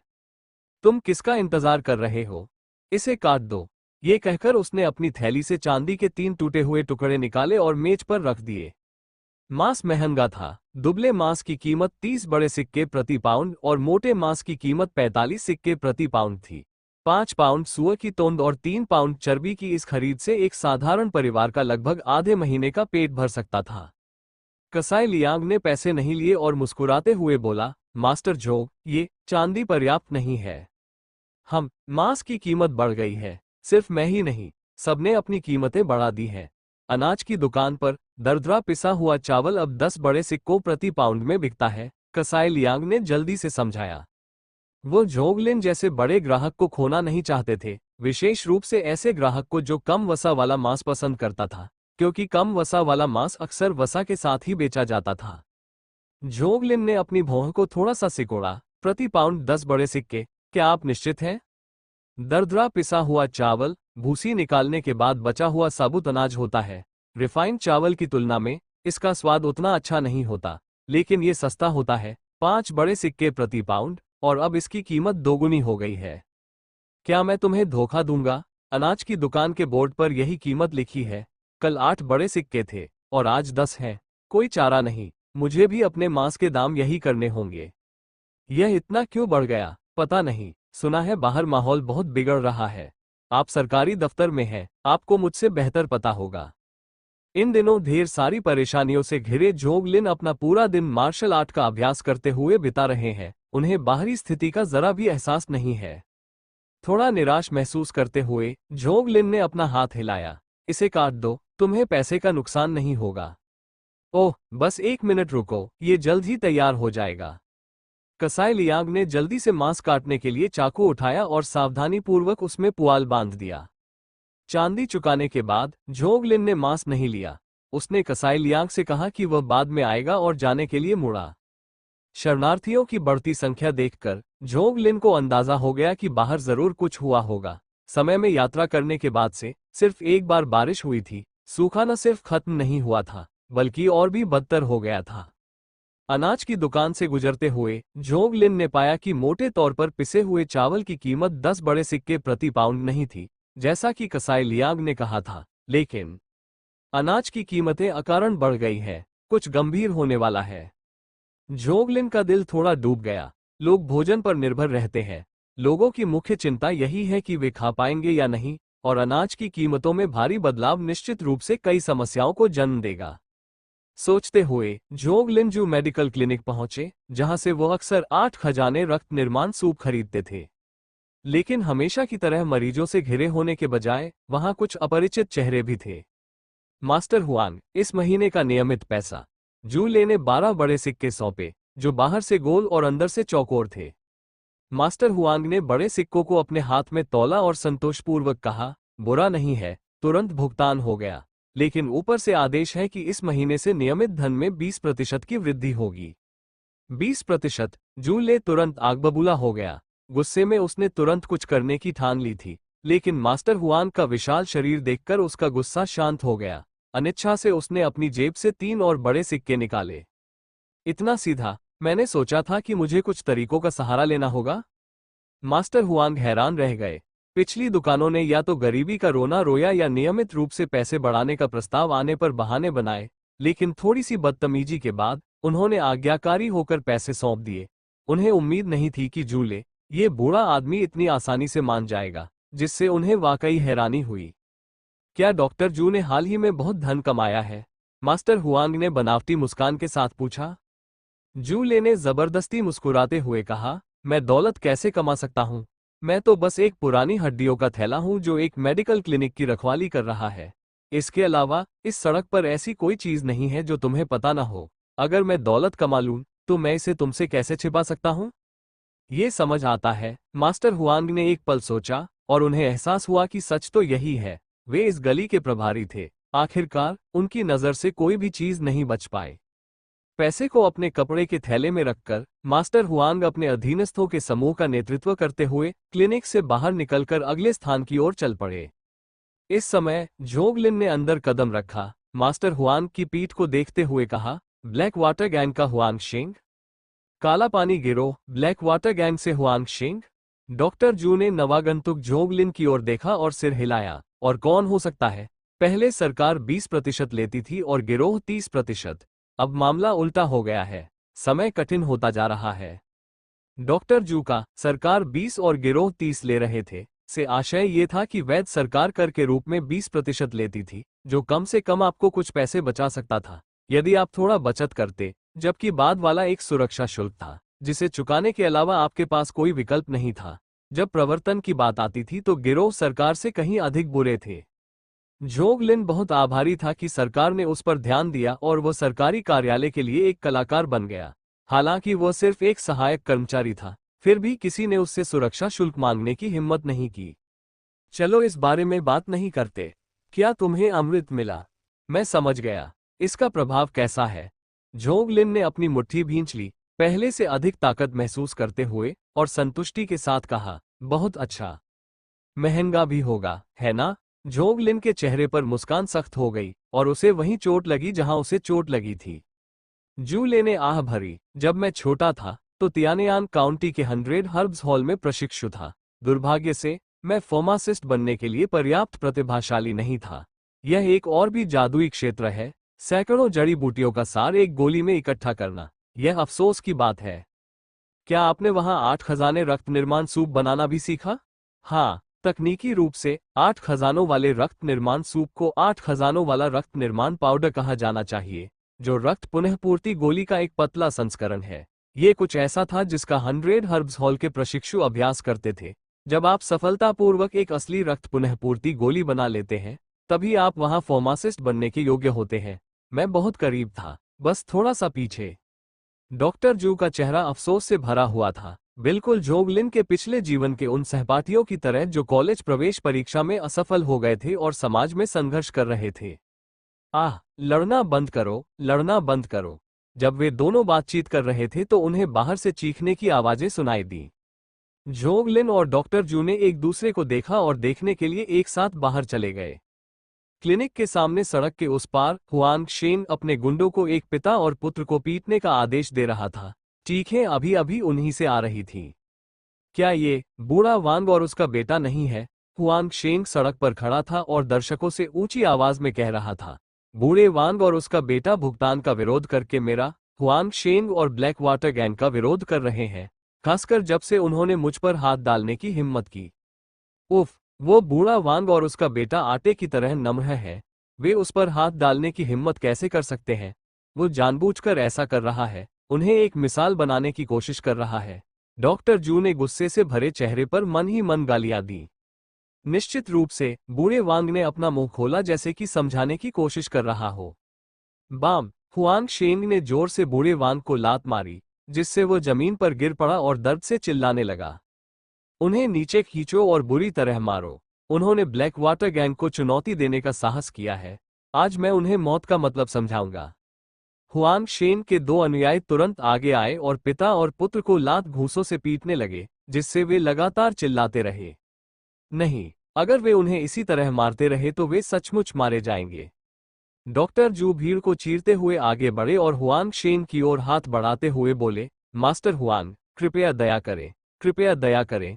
अगर आप उन्हें पीटते रहे तो लोग हताहत होंगे। बूढ़े जू, लगता है तुम्हें भी मरने का डर नहीं है। किसी को हस्तक्षेप करने का साहस करते देख हुआंग शेन के चेहरे पर ठंडक फैल गई। मेरी हिम्मत नहीं, मेरी हिम्मत नहीं, डॉक्टर जू ने जल्दी से कहा। बूढ़े वांग को कुछ दिन पहले ही एक गंभीर बीमारी हुई थी और उसका शरीर अभी पूरी तरह से ठीक नहीं हुआ है। उसे इस तरह पीटने से उसकी मौत हो सकती है। सरकारी लोग भी देख रहे हैं। फिर उसने धीरे से जोगलिन की ओर देखा, जो भीड़ के पीछे खड़ा था। हुआंग शेंग ने उस नजर का अनुसरण किया और जोगलिन को देखते ही उसकी अभिव्यक्ति और भी गहरी हो गई। ये स्पष्ट था कि उसने जोगलिन को पहचान लिया था। जोगलिन, धत तेरी की। जोगलिन को उम्मीद नहीं थी कि उसे बलि का बकरा बनाया जाएगा। इससे उसके मन में तुरंत जू लेवू को मार डालने की इच्छा हुई। हुआंग शेंग ने दूर से ही जोगलिन की ओर हाथ बढ़ाते हुए कहा, आह, ये कलाकार जोग स्वयं है। तो मैं आज कलाकार जोग पर एक उपकार करूंगा, चलो चलें। ऐसा कहकर वह अपने गुंडों के साथ मुड़ा और तेजी से सड़क से बाहर निकल गया। मास्टर हुआंग, क्या वो व्यक्ति सरकारी दफ्तर के लिए कोई कलाकार नहीं है? आपको उसे बदनाम करने की क्या जरूरत है? एक ठग ने असमंजस में पड़कर पूछा। हुआंग शेंग ने ठंडी आवाज में कहा, एक कलाकार? वो कोई साधारण कलाकार नहीं है। क्या आपने ची यान के बारे में सुना है? तुम्हारा मतलब उस कांस्टेबल से है जो कुआईहुओ वर्कशॉप में खूब जुआ खेलता था? क्या वो मर नहीं गया? एक और गुंडे ने बीच में ही टोक दिया। बिल्कुल, 8वीं रैंक की मांसपेशी मजबूत करने वाले मार्शल आर्टिस्ट उसी कलाकार द्वारा मारे गए।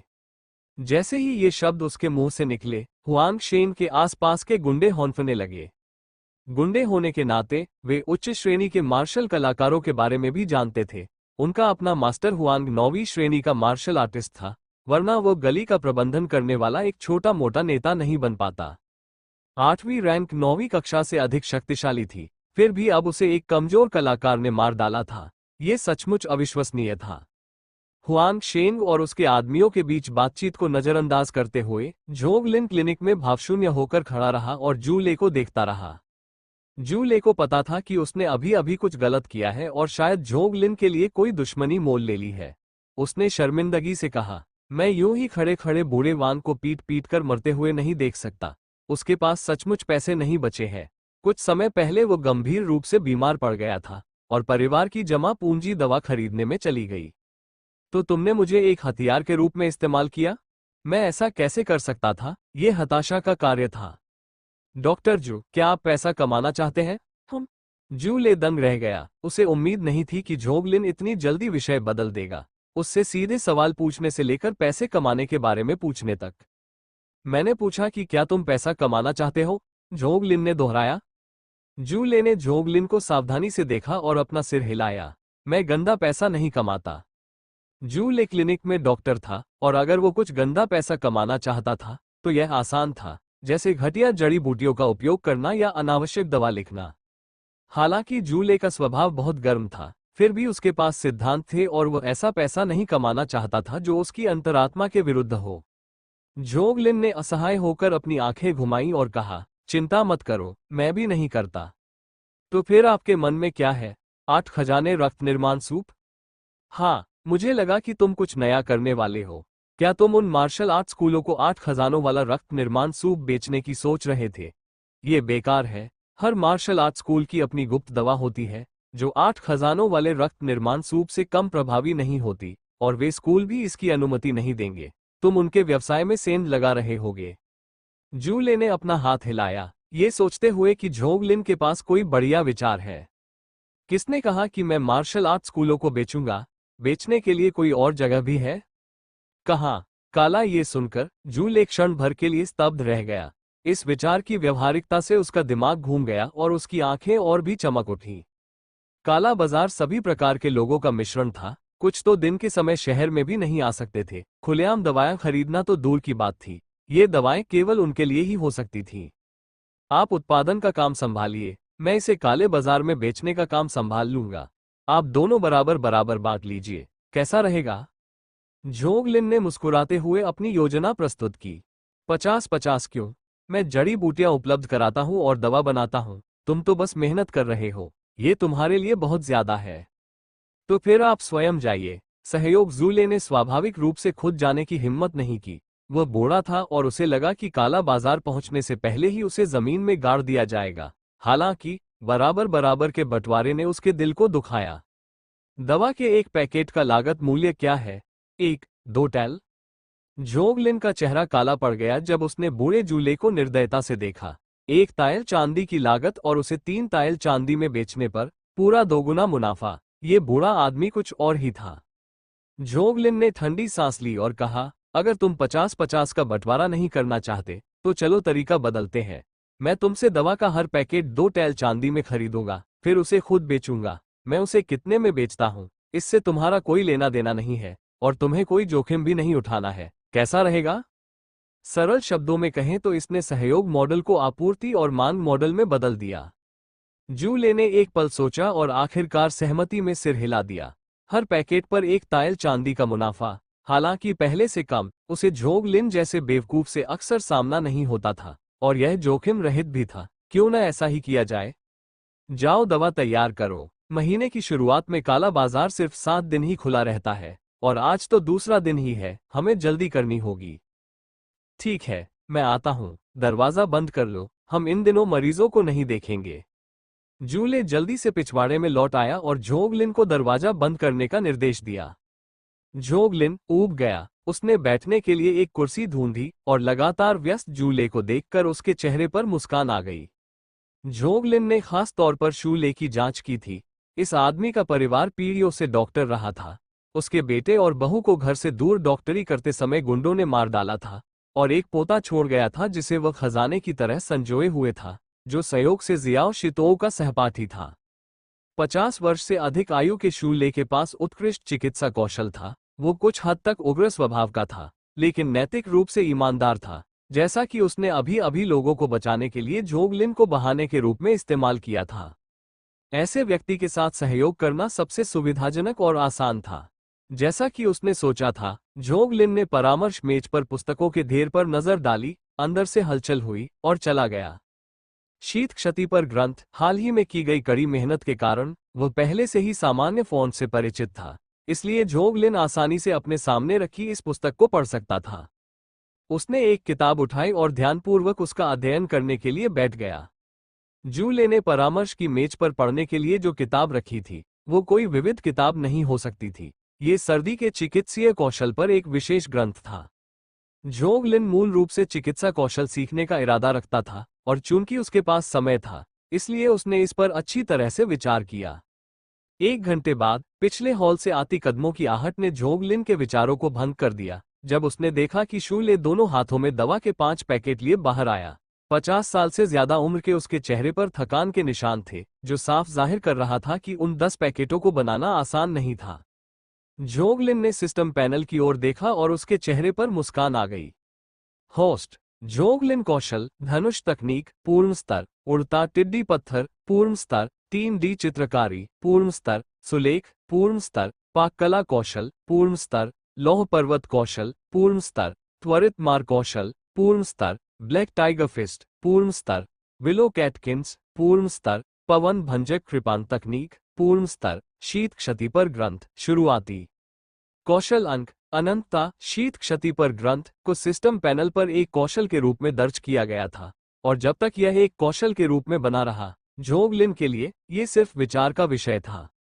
एक विचार के साथ कौशल अंक के बाद अनंतता भ्रामक हो गया और फिर शीत क्षति पर ग्रंथ पूर्ण स्तर पर आ गया, जिसके बाद झोंगलिन के दिमाग में स्मृति की एक धारा उमड़ पड़ी। स्मृति में झोंगलिन ने हर दिन इस पुस्तक का परिश्रमपूर्वक अध्ययन किया, 10 साल से अधिक समय तक चिकित्सा का अभ्यास किया, ठंड से होने वाले नुकसान के मामलों में विशेषज्ञता हासिल की और 1 और दशक के बाद पुस्तक को पूरी तरह से समझ लिया। झोंगलिन ने धीरे से अपनी आंखें खोली, उसके दिल में समझ की एक चमक दिखाई दी। यंग जोग, समय सीमित है, इसलिए मैंने 10 पैकेज बना लिए हैं। कल मैं 30 पैकेज बना सकता हूं और परसों इससे भी ज्यादा। इतने की कोई जरूरत नहीं है, दिन में 30 काफी है। इससे ज्यादा तो काला बाजार शायद इसे संभाल न पाए। झोंग लिन ने हाथ हिलाया। ठीक है तो। झोंग लिन खड़ा हुआ और अपने हाथों में 8 खजाने वाले रक्त निर्माण सूप के 10 पैकेटों का वजन करने लगा। मैं कल सुबह तुम्हारे साथ चांदी का सौदा कर दूंगा, मेरे पास अभी पैसे नहीं है। जूले के चेहरे पर मुस्कान अचानक कठोर हो गई। उसे अचानक ऐसा महसूस हुआ जैसे उसे फंसाया जा रहा हो। ये किताब भी बहुत अच्छी है, मुझे इसे उधार दे दो। जाने से पहले झोंग लिन ने देर से एक और चिकित्सा पुस्तक उठाई, जिसका शीर्षक था कंपेंडियम ऑफ मटेरिया मेडिका। एक मांस की दुकान के पास से गुजरते हुए उसने पहले से खरीदा हुआ मांस घर ले जाने के लिए इकट्ठा किया। शाम होते होते पैदल चलने वालों की संख्या कम होती गई, जिससे शरणार्थियों की बढ़ती संख्या का पता चलता रहा। कल मैं ओल्ड जो से पूछूंगा कि बाहर क्या हो रहा है। शाम के समय जियाओ शितो अपनी अध्ययन कक्षा से लौटा, अपना सिला हुआ स्कूल बैग बिस्तर पर फेंक दिया और सीधे रसोईघर की ओर चला गया, मुख्यतः इसलिए क्योंकि गंध बहुत लुभावनी थी। झोंग लिन ने अपनी कमर से एप्रन हटाते हुए मुस्कुराते हुए कहा, जाओ अपने हाथ धो लो। मम्मम, रात्रि भोजन में ब्रेस्ड पोर्क, ठंडे मिश्रित कान के टुकड़े तथा साथ में ताजे उबले नूडल्स के साथ मिलाया जाने वाला कीमा बनाया हुआ मांस था, जो इतना स्वादिष्ट था कि भूख को रोकने के लिए 3 बड़े कटोरे भी पर्याप्त नहीं थे। झोंग लिन द्वारा 3 पाउंड वसायुक्त सुअर के मांस को भी पोर्क लार्ड में परिवर्तित किया गया। नियमित रूप से पकाते समय थोड़ा सा वसा मिलाने से सुगंध में काफी वृद्धि होती है तथा परिणामस्वरूप बचे अवशेषों को नाश्ते के लिए एक जार में संग्रहित किया जाता है, जो सुगंधित और कुरकुरा होता है। रात के खाने के बाद जियाओ शितो ने सचेत होकर बर्तन धोए, फिर अध्ययन कक्ष में सुलेख का अभ्यास किया। इस बीच झोंग लिन ने खुद को मटेरिया मेडिका का संग्रह में डुबो दिया और तब तक पढ़ता रहा जब तक सूरज पूरी तरह डूब नहीं गया और प्रकाश की अंतिम किरण गायब नहीं हो गई। लिन परिवार को रात रात भर जागने की आदत नहीं थी। ये पैसे बचाने की बात नहीं थी, बल्कि इसलिए कि कम रोशनी आंखों पर जोर डालती थी। उस जमाने में चश्मा खरीदने की कोई जगह नहीं थी और झोंग लिन नहीं चाहता था कि जियाओ शितो 5 मीटर की दूरी पर आदमी और औरत या 10 मीटर की दूरी पर इंसान और जानवर में फर्क न कर पाए। बिस्तर पर जल्दी जाना। आप भी, दूसरे भाई, जल्दी सो जाओ। आज्ञाकारी होकर जियाओ शितो ने कपड़े उतारे और बिस्तर पर चढ़ गया। झोंग लिन ने भी अपने हाथ में किताब बंद कर ली और सिस्टम पैनल पर दिखाई दे रहे नए कौशल को देखकर मुस्कुराने लगा। अंक जोड़े। थोड़ी देर बाद झोंग लिन ने धीरे से अपनी आंखें खोली, मेज पर 8 खजाने रक्त निर्माण सूप का एक पैकेट खोला और पहले सूंघने के लिए अपने नाखूनों से थोड़ा सा उठाया, फिर उसे निगल लिया। एंजेलिका, रहमानिया, पोरिया, सिस्टाचे, रास्पबेरी, कुस्कुटा चिनेंसिस, चीनी प्रिवेट, पीला जिंग और हिरन एंटलर। बहुत बढ़िया। ये खून के लिए है या किडनी के लिए?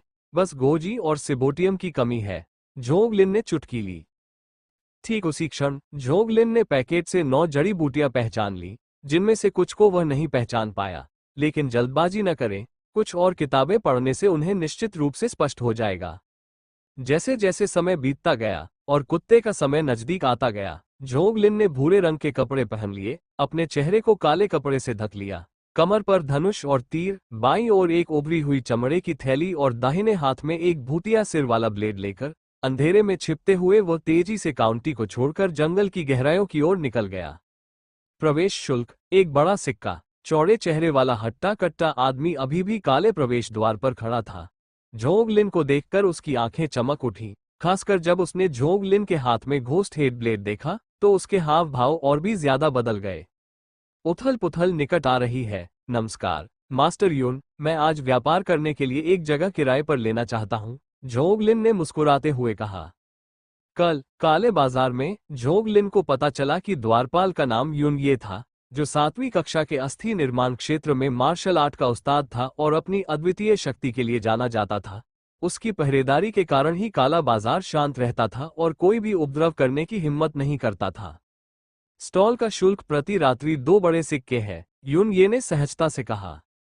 समझा। बाजार में प्रवेश शुल्क और स्टॉल शुल्क का भुगतान करने के बाद, जो कुल 3 बड़े सिक्के थे, उन्हें एक हथेली के आकार की पट्टिका मिली जिस पर डिंग यू 18 लिखा हुआ था। झोंग लिन पहले से ही इस प्रक्रिया से परिचित था। काले बाजार में प्रवेश करने के बाद उसने उपयुक्त स्थान ढूंढा और लकड़ी की पट्टिका को एक प्रमुख स्थान पर रख दिया। स्टॉल के बगल में एक लकड़ी का बोर्ड लगा था जिस पर वो बिक्री के लिए रखी चीजों के नाम लिख सकता था। बेशक कुछ लोग जो पढ़ नहीं सकते थे, उन्होंने इसकी जहमत नहीं उठाई और बस बेधड़क अपना सामान वहां प्रदर्शित कर दिया। थोड़ी देर विचार करने के बाद जोग लिन ने लकड़ी के बोर्ड पर 4 बड़े अक्षर रक्त को मजबूत करने वाली गुप्त औषधि लिखे और फिर उसके सामने औषधि पाउडर के पैकेट रख दिए।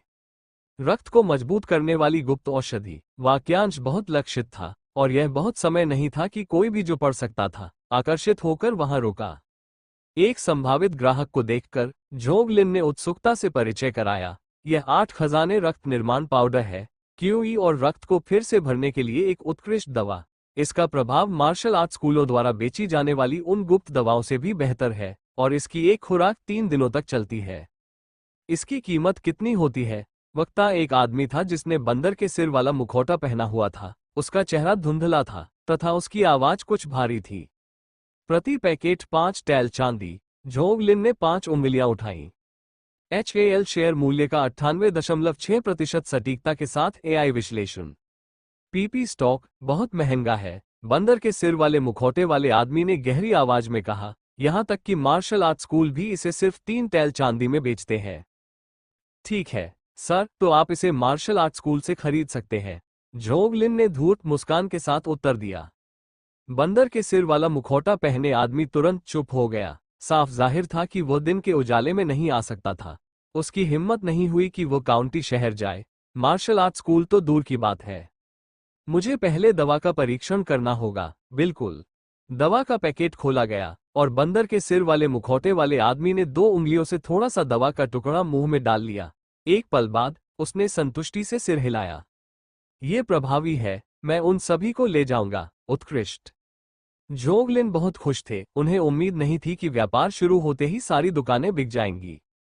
बंदर के सिर वाले मुखौटे वाले आदमी ने अपनी कमर से एक थैला निकाला और उसे उछाल दिया। जोग लिन ने उसे अपने हाथ में लिया और उसके वजन और उसके हिलने पर होने वाली आवाज से अंदाजा लगाया कि उसमें 50 टैल चांदी है। फिर भी उसने जांच के लिए उसे खोल दिया। अच्छा, सभी टूटी हुई चांदी और राशि सही थी। दवा के 10 पैकेट यानी 50 टैल चांदी।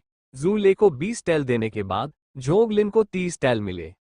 क्या आप कल फिर से यहां दवाएं बेचने आएंगे? बंदर के सिर वाले मुखौटे वाले व्यक्ति ने जाने से पहले धीमी आवाज में पूछा। हाँ। अच्छा, ये कहकर वो बिना पीछे देखे चला गया। जोग लिन ने लकड़ी के बोर्ड पर लिखे अक्षरों को मिटा दिया, उठ खड़ा हुआ और चला गया। कुछ ही देर में वह दर्द से भरे चेहरे के साथ काला बाजार से बाहर निकल गया। 20 टैल चांदी पहले ही 2 रक्त पुनःपूर्ति गोलियों के बदले में चुकाई जा चुकी थी। अरे, मुझे इन दिनों और अधिक चिकित्सा पुस्तकें पढ़नी होंगी। मैं यह मानने से इनकार करता हूं कि मैं रक्त पुनःपूर्ति की गोली नहीं खा सकता। अपने लिए एक दृढ़ लक्ष्य निर्धारित करते हुए जोग लिन को यह देखकर दुख हुआ कि 20 टैल चांदी उसके हाथों में गर्म होने से पहले ही चली गई। वापस आते समय वो सतर्क था, लगातार चक्कर लगा रहा था, लेकिन जब वो ब्लैक माउंटेन काउंटी पहुंचा तब भी कोई उसका पीछा नहीं कर रहा था। कोई परेशानी नहीं, यह अच्छी बात है। वो भावुक होकर आह भरकर सहजता से वापस लौट आया। अगली सुबह जोग लिन ने एक शानदार नाश्ता तैयार किया और दोनों भाइयों ने उसका भरपूर आनंद लिया। जोग लिन ने यह भी देखा कि जैसे जैसे उसकी मार्शल आर्ट साधना आगे बढ़ रही थी, उसकी भूख भी बढ़ रही थी, लेकिन यह एक अच्छी बात थी। जियो शितो को श्री लियू के स्थान पर भेजने के बाद जोग लिन सबसे पहले जू मेडिकल क्लिनिक गए और जू ले को 20 टैल चांदी सौंप दी। रजत पदक प्राप्त करने के बाद जू ले इतना खुश हुआ कि वह अपना मुंह बंद नहीं कर सका और यहां तक कि क्लिनिक के दरवाजे भी बंद कर दिए तथा लगातार 8 खजाने वाला रक्त निर्माण सूप बनाना जारी रखा।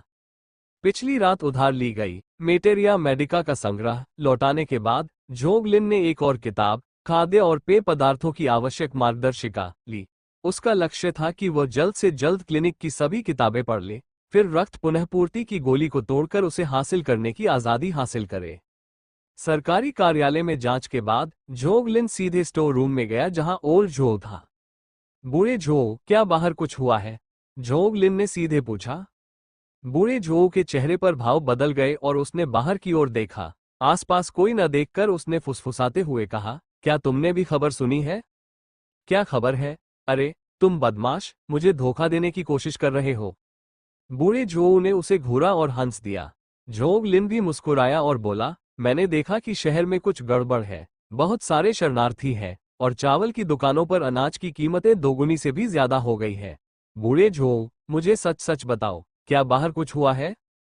बूढ़े झोऊ ने एक पल के लिए सोचा। झोग, क्या तुमने ध्यान नहीं दिया कि जब से तुम सरकारी कार्यालय में शामिल हुए हो, तुमने काउंटी प्रमुख और मुख्य क्लर्क झाग को नहीं देखा है? जोगलिन का दिल दहल गया। उसे वाकई हैरानी हो रही थी कि ब्लैक माउंटेन काउंटी में आने के बाद से उसने सिर्फ काउंटी मजिस्ट्रेट डू को ही अधिकार का प्रयोग करते देखा था, काउंटी प्रमुख या मुख्य क्लर्क झाग को नहीं। बाहर हालात पहले से ही अराजक है। इस गर्मी में भयंकर सूखे के कारण खाद्यान्नों की कमी हो गई है और शरणार्थियों की स्थिति और भी खराब होती जा रही है। इसके अलावा कुछ षड्यंत्रकारी लोग अशांति फैलाने के लिए सेना इकट्ठा कर रहे हैं। Black mountain county black mountain और बैशा नदी के सहारे है, इसलिए हमने अभी तक यहाँ अराजकता नहीं देखी है। हालात ऐसे हैं कि काउंटी प्रमुख को सेना भर्ती करने के लिए लौटने में ज्यादा समय नहीं लगेगा। बूढ़े झोऊ ने आह भरी। अराजकता आसन है। यह वाक्य अचानक जोगलिन के दिमाग में कौंध गया। इतिहास ने लंबे समय से साबित कर दिया है कि प्राकृतिक आपदाएं और मानव निर्मित विपत्तियां अक्सर साथ साथ आती हैं। हालांकि वो सोच रहा था कि इस सूखे और आसन संघर्ष के प्रभाव कितने व्यापक होंगे। जोगलिन, अगर तुम्हारे पास अतिरिक्त पैसे हैं तो जल्दी से कुछ खाना खरीद लो और उसे जमा कर लो। मुझे लगता है कि खाने की कीमतें बढ़ती रहेंगी, बूढ़े झोऊ ने सलाह दी। मैं समझ गया, धन्यवाद ओल्ड झोऊ। धन्यवाद की कोई आवश्यकता नहीं है। ये जानकर कि अराजकता मंडरा रही है, जोगलिन ने पूरी सुबह स्तब्धता में बिताई। वो चिकित्सा पुस्तकों पर ध्यान केंद्रित करने में असमर्थ था और इसके बजाय अभ्यास करने के लिए घर चला गया। रक्त पुनःपूर्ति की गोली निगलने के बाद जोगलिन के भीतर प्रभाव बढ़ गया और वो तेजी से आंगन में चला गया। उसके घूंसे कभी शक्तिशाली और कभी कभी जोरदार होते थे, जैसे कि एक भयंकर बाघ पहाड़ से उतर रहा हो। देर से पतझड़ होने के बावजूद जोगलिन को ऐसा लग रहा था जैसे उसके अंदर आग जल रही हो। श्वास प्रश्वास कौशल का प्रयोग करते हुए उसके आंतरिक अंग कंपन करने लगे। उसके सिर के ऊपर से गर्म धुंध की पतली धाराएं उठने लगी और उसकी नसों में दौड़ते रक्त की गर्जना स्पष्ट सुनाई देने लगी। 1 घंटे बाद जोगलिन धीरे धीरे रुका। उसकी आंखें बाघ के समान जोश और तीक्ष्णता से भरी हुई थीं। वो अपने चेहरे में खुजली महसूस कर सकता था, जैसे कि कोई दूसरा विकास हो रहा हो। समय आराम से बीतता गया। पिछले कुछ दिनों से जोगलिन हर रात काला बाजार जाता था। 8 खजानों वाले रक्त निर्माण सूप को बेचकर जो चांदी मिलती थी, उसका ज्यादातर हिस्सा अमृत पर खर्च होता था, जबकि थोड़ा सा हिस्सा खाने पीने की चीजों में बदल जाता था। जिस भूमिगत तहखाने में श्याओ शितोव पहले छिपा था, उसे फिर से चौड़ा किया गया। खोदी गई मिट्टी को रात में सावधानी से हटा दिया गया और अंदर की तरफ कीटनाशक और नमी निवारक पाउडर छिड़क कर एक छोटा सा बंकर बना दिया गया। अगर बाहर युद्ध भी छिड़ जाए तो भी वे दोनों 1-2 महीने तक छिपने के लिए काफी होंगे। ड्रैगन गुफा स्वर्ग क्रेन पंजा प्रिंट रेट। लाल चट्टान तांबे की दीवार 10 मील की गड़गड़ाहट। जोगलिन के हर मुके और लात से तेज हवा का प्रवाह होता था, जबकि उसकी छाती से धौंकनी जैसी आवाज निकलती थी। आयरन माउंटेन स्किल का सार स्वयं चालों में नहीं है, बल्कि चालों के बीच अंतर्निहित श्वास कौशल में है, जो चालों के साथ संयुक्त होने पर वास्तव में आयरन माउंटेन स्किल के शरीर को परिष्कृत करने वाले प्रभाव को उजागर करता है। पूर्ण अनुभव के साथ जोगलिन हमेशा आयरन माउंटेन स्किल के प्रशिक्षण प्रभाव को पूरी तरह से लागू कर सकता था। जैसे ही वो अपनी मुठियां और पैर फैलाता, उसके शरीर के अंदर की टेंडन और हड्डियां लगातार तनावग्रस्त और शिथिल होती रहती और औषधीय शक्ति उन्हें लगातार बढ़ाती रहती। 7 दिनों के भीतर रक्त पुनःपूर्ति गोली की पर्याप्त आपूर्ति हो गई और जोगलिन द्वारा औषधीय शक्ति के लगभग पूर्ण अवशोषण के साथ उसकी मार्शल आर्ट साधना तीव्र गति से आगे बढ़ी। आंगन में बिना शर्ट के खड़े जोगलिन ने पाया कि उसका दुबला पतला शरीर अब और भी भरा हुआ हो गया है। मांसपेशियां एक साथ कसकर जम गई हैं, जिससे उसके अंग लचीले और शक्तिशाली हो गए हैं। बाहर से वो पहले की तुलना में अधिक मजबूत लग रहा था, लेकिन केवल जोगलिन जानता था कि उसकी मांसपेशियां और हड्डियां कितनी अधिक मजबूत हो गई थी और उसके शरीर का वजन 20 से 30 जिन तक बढ़ गया था। अचानक जोगलिन जोर से चिल्लाया और उसकी मुट्ठी तकनीक की शैली अचानक बदल गई। उसका शरीर एक भयंकर बाघ के इरादे को मूर्त रूप दे रहा था, जिसके भीतर से एक हल्की दहाड़ निकल रही थी। भयंकर बाघ पहाड़ से उतर रहा है। जोगलिन ने अपने पैर को जोर से पटका और उसके पतले पैर तुरंत सूज गए। मांसपेशियां उभर आईं और नसें उभर आईं। काश! जोगलिन ने हवा में जोरदार किक मारी। एक दौड़, एक लात, एक पैर के बल से हवा में एक हृदय विदारक ध्वनि निकली जो दूर तक गूंज उठी, वह भी अत्यंत तीव्र। जोगलिन जमीन पर गिर पड़ा, स्थिर खड़ा रहा। उसकी आंखें थोड़ी बंद थीं, और थोड़ी देर बाद उसने धीरे धीरे अपनी आंखें फिर से खोलीं। 8वीं रैंक मांसपेशी सुदृढ़ीकरण क्षेत्र ये हासिल किया गया है। नसें मजबूत हो गई है, त्वचा सख्त हो गई है और ताकत काफी बढ़ गई है। अब मेरी ताकत 500 जिन होनी चाहिए। और यह 8वें रैंक की मांसपेशी सुदृढ़ीकरण क्षेत्र में केवल प्रारंभिक प्रवेश है। आयरन माउंटेन स्किल का ध्यान भी शक्ति पर है, इसलिए बाद के चरणों में शक्ति और बढ़नी चाहिए। जोगलिन अपने दिल में बेहद खुश था और उसे 8वें रैंक की मांसपेशी सुदृढ़ीकरण क्षेत्र की पर्याप्त समझ थी। ये जानना महत्वपूर्ण है कि इस युग में, जब 99% लोगों के पास खाने के लिए भी पर्याप्त भोजन नहीं है और वे कुपोषण से पीड़ित हैं, 500 जिन की ताकत को अत्यंत शक्तिशाली माना जाता है। कभी कभी जब वो जमीन पर पड़ी खाली बोतलों पर नजर डालता तो जोगलिन को दिल टूटने का एहसास होता। ये कहावत धन मार्शल आर्ट को पोषित करता है, वास्तव में सही है। केवल 7 दिनों में मांसपेशी सुदृढ़ीकरण क्षेत्र प्रशिक्षण पूरा करने के लिए 23 रक्त पुनःपूर्ति गोलियों का सेवन करना पड़ा, जो कि 230 टैल चांदी के बराबर है। धिक्कार है। पिछले कुछ दिनों में कमाई गई सारी चांदी असल में रक्त पुनःपूर्ति गोलियों पर खर्च हो गई। अफसोस की बात है कि जोगलिन अभी तक रक्त पुनःपूर्ति गोली बनाने का अमृत नुस्खा नहीं खोज पाया है। उन्होंने सभी औषधीय अवयवों की पहचान कर ली है और जोगलिन ने उन्हें मिलाकर आग पर पकाने की भी कोशिश की, लेकिन उन्हें केवल अवशेषों का ढेर ही मिला, जिसकी गंध जहरीली थी। उसे खाने के बारे में सोचना तो दूर की बात है। अफसोस की बात है, कुछ देर विचार करने के बाद जोगलिन ने फिर से अपना सामान पहना। जूले से प्राप्त 8 खजाने वाले रक्त निर्माण सूप के 30 पैकेट पैक किए, अपने घुटनों को थोड़ा मोड़ा और आंगन की दीवार पर छलांग लगा दी।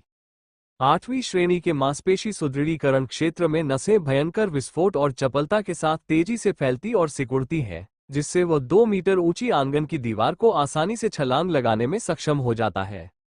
रास्ते से परिचित होकर वो पहाड़ की एक खोह में पहुंचा, 3 बड़े सिक्के दिए और दवा बेचने के लिए एक दुकान लगाना शुरू कर दिया।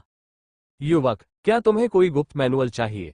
एक परिचित व्यक्ति फिर से जोगलिन के पास आया। वो कोई और नहीं बल्कि वही दुबला पतला बंदर था जिसने पहली बार काले बाजार में जाने पर उसे एक गुप्त मैनुअल बेचने की कोशिश की थी।